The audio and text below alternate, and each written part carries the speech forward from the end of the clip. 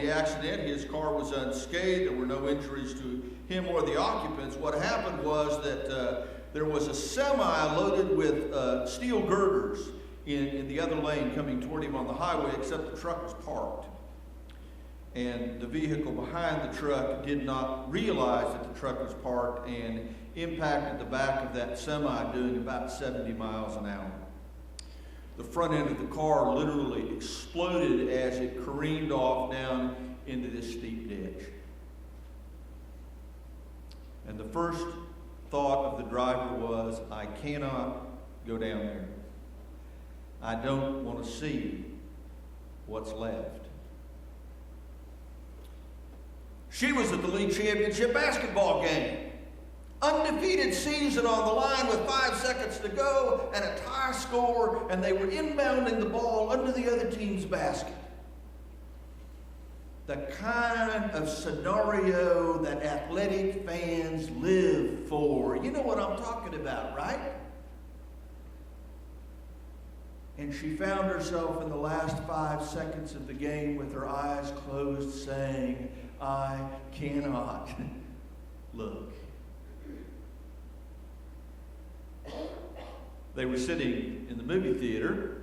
It was the latest blockbuster movie release. This one had been touted for months as the greatest horror movie ever produced. And at the climactic moment, someone noted that over 50% of the people in the theater had their eyes closed because they really didn't want to see. Been there? Done that? All 3 times. See, one of the things I suspect is that in the world that we live in, for a variety of reasons, either because of pain and suffering, or because of the possibility of heartbreak, or because of horror and tragedy, we tend to close our eyes.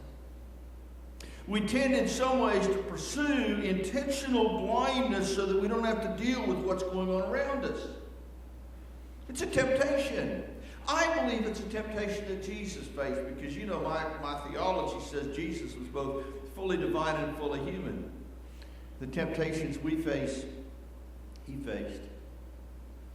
The story of John this morning is the story of a Jesus early in his ministry who shows up on that day at the temple fresh from encountering another opportunity to serve, another individual sick that he had to heal. Just a couple of chapters before this one, we find the story of Jesus encountering the Samaritan woman at the well, whose brokenness was not physical, but was certainly spiritual. And that's just 2 chapters after the celebration at the wedding in Cana of Galilee. I think the biggest miracle of this story is not the fact that the man picked up his bed and walked. I mean, that's a great miracle. I celebrate that. Maybe the bigger miracle was that Jesus did not give in to the temptation to close his eyes to the suffering around him. Remember what John says? There were a multitude of people at the pool by the sheep gate. A multitude of invalids. And you've got to believe the guy that Jesus spoke to is not the only one that had been there for years and years and years. According to John, 38 years for him. That's a lot of suffering. That's a lot of pain and a lot of brokenness and a lot of despair. How easy would it have been for Jesus to simply close his eyes and turn away from the problem? Of course, the bigger question for me is not how many times would it have been easier to do that, but how many times have I done that? I had PBS on last night. They were doing a Peter, Paul, and Mary special, and I love Peter, Paul, and Mary, and they closed with their signature song, Blowing in the Wind. And as I listened to it again, I heard again the line from Blowing in the Wind. How many times can a man turn his head and pretend that he just doesn't see?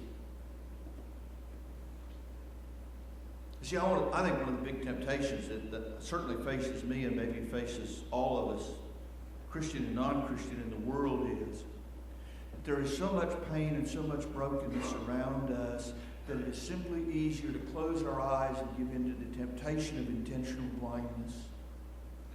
Sometimes we do that because the problem is so overwhelming that we can't conceive of it, we can't put a handle on it. And rather than keep our eyes open to try to figure it out, it's easier to close our eyes to hundreds of thousands of people starving in Africa in the midst of the latest famine. It's easier to close our eyes to the genocide that happened in Cambodia, 40 years ago when 2 million people were killed.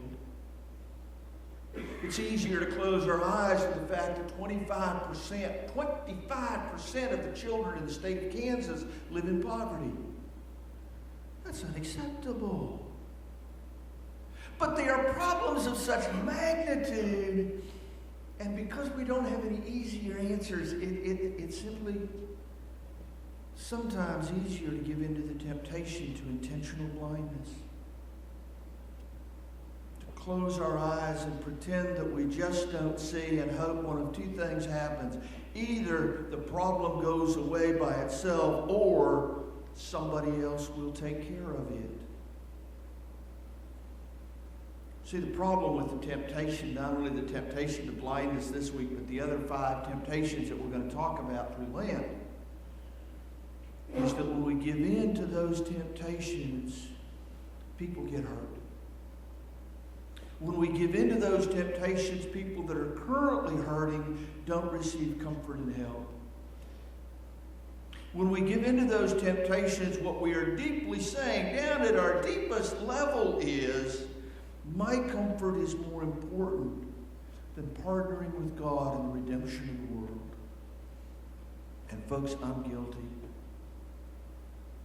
I am guilty of closing my eyes to the problems around me, or sometimes recognize the problem, but closing my eyes to some of the solutions that seem to be pretty obvious because they require something of me I don't want to do, or they force me to take a stand I don't want to take.